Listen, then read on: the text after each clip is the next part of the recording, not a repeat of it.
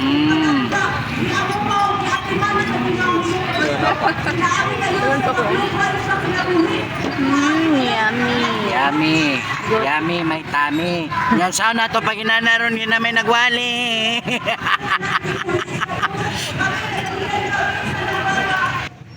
Kung ang Luzon na ay Diwata Pares Overload, syempre, di pod paulahi ang nabunturan no. Alang sawa kasuway, panuway na mo. Kaya kung makatesting mo, makaingoy mo ka ni. Maugin ni Pares. Aha!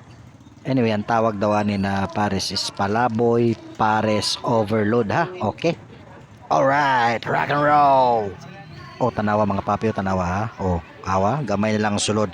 Inana kakusog ang parisan ni Bossing Palaboy diri sa Nabunturan no.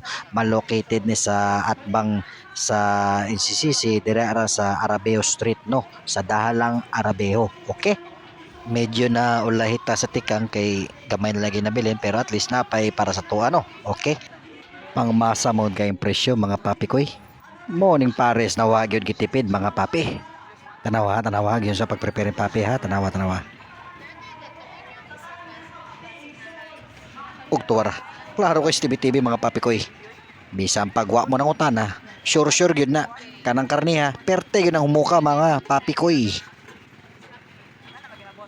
Ug tuwara, ang walop na secret sauce. Ayan, espiso kayo mga papi. Oh yeah.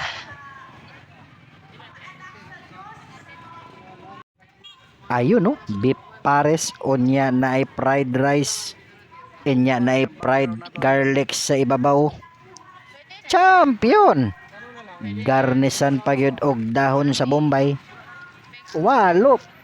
Oh yeah. Templahan og patis. Sprinklean og paminta powder. Oy, oy, oy.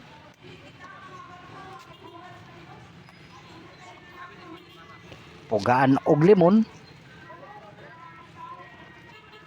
Og syempre di mawala ang chili garlic. Ay, kalami.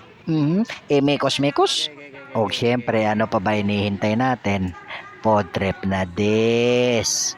Kaon na des, di ba mga papi? Don't tell me that I tell you.